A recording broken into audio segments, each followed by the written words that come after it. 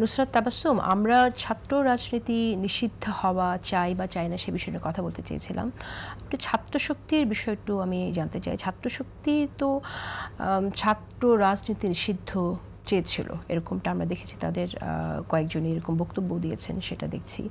সেই জায়গা থেকে আমরা দেখলাম যে ছাত্র শক্তি এখন হল কমিটি দিয়েছে। তো আমরা এর আগেই দেখলাম ছাত্র শক্তি বলল আমরা ক্যাম্পাসে লেজুর ভিত্তিক ছাত্র রাজনীতি চাই না, কিন্তু পরে দেখলাম যে এনসিপির হয়ে কাজ করছে, এনসিপির জন্য বলছে। এখন আবার ছাত্র রাজনীতি চাই না কিন্তু হল কমিটি দিল। এটা বিষয়টা কি আসলে, মানে নিজে বলে সেখানে থাকতে পারছে না কেন? এখানে একটু আপনার কাছে একটু তথ্যগত ভুল রয়েছে। এরকম প্রথম ভুলটা সেটা হচ্ছে যে লেজুর ভিত্তিক না হতে চাওয়া কিংবা হল কমিটি না দেওয়ার যে বিষয়টা, এই দুটোই বক্তব্য ছিল হচ্ছে বাংলাদেশ গণতান্ত্রিক ছাত্র সংসদের। তখন তারা একটি স্বাধীন স্বতন্ত্র ছাত্র সংগঠন ছিল।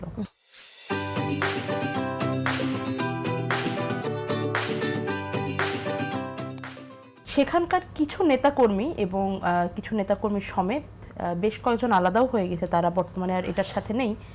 তারা ডাকসু পরবর্তী সময়ে তারা সেখান থেকে আলাদা হয় এবং তারপর আমাদের জাতীয় নাগরিক পার্টির সহযোগী ভাতৃপ্রতিম ছাত্র সংগঠন হিসেবে জাতীয় ছাত্র শক্তির এখানে এটার উত্থান ঘটে।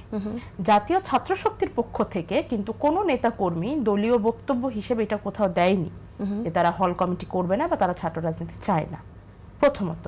দ্বিতীয়ত যে বিষয়টা সেটা হচ্ছে ইন্ডিভিজুয়াল একজন দুইজন যেটা বলে সেটা কখনোই মানে দলীয় অবস্থান হতে পারে না। তাহলে তারা যখন বলেছে তখন সেই প্রতিষ্ঠানের ছিল, এটা বলতে চাইছেন আপনি? ছিল, এবং তখন তাদের তৎকালীন পার্টি লাইন, তাদের যে বক্তব্য ছিল, তাদের যে ফোরাম ছিল, নেতৃবৃন্দ যারা ছিল সম্পূর্ণ মানে একজন ব্যক্তি প্রতিষ্ঠান চেঞ্জ করলো, সে আগে ছাত্র রাজনীতি চাইলো না, প্রতিষ্ঠান চেঞ্জ করে এক প্রতিষ্ঠান হলো, আমি একটা ছাত্র রাজনীতি চাইছে। নিশ্চয়ই তার পজিশনটা চেঞ্জ হয়েছে বিধায়, তার মন্তব্য চেঞ্জ হয়েছে বিধায় না তার মানে দল পাল্টেছে, সংগঠন পাল্টেছে। আচ্ছা, এটা কি এতটাই ছাত্র রাজনীতি?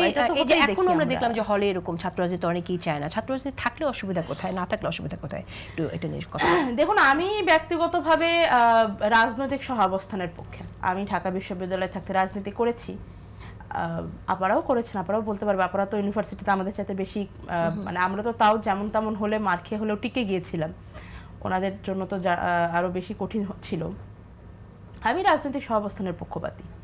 তবে এটাও সত্যি যে বিশ্ববিদ্যালয়গুলোর হলগুলোতে হল দখল হয়ে যাওয়া, গেস্ট রুম গণরুম প্রথা চালু হওয়া এবং এই সব কিছু ছাপিয়ে একটা জিনিস যেটাকে আপনি কোনো একক নাম দিতে পারবেন না, সেটা হচ্ছে কোনো এই হলগুলোতে বিশেষ রাজনৈতিক দলের প্রভাব বলয়ের মধ্যে হলগুলো অবস্থান করে।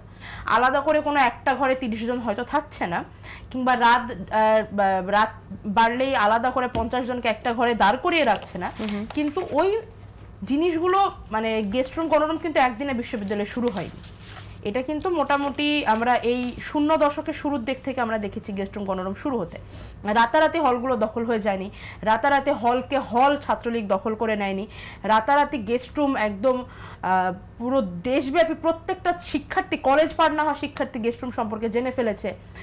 র্যাগিং রাতারাতি চলে আসেনি, এই যে কোনো জিনিসই কিন্তু রাতারাতি হয়নি, শুরুটা এরকম মৃদুভাবেই হয়েছিল। তো এই আবারও শুরু হয়ে যাওয়া, আবারও 20 বছর পর এরকম একটি পরিস্থিতি তৈরি হয়, যেরকম পরিস্থিতিতে আবু বকরের চোখ গেলে দেয় কেউ, কিংবা যেরকম পরিস্থিতিতে একটা আবরার ফারহাদ খুন হয়, কিংবা যেরকম পরিস্থিতিতে কোনো একটি মেয়ের পায়ের রগের ওপরে জানালার কাচ দিয়ে পেটানো হয়, এই আবারও 20 বছর পরে গিয়ে এরকম পরিস্থিতি তৈরি হোক, এই আশঙ্কা না হোক, সেই আশঙ্কা থেকেই শিক্ষার্থীদের মধ্যে ওই ইয়াটা আছে আর কি, ছাত্র রাজনীতি যেন বন্ধ হয়ে যায়।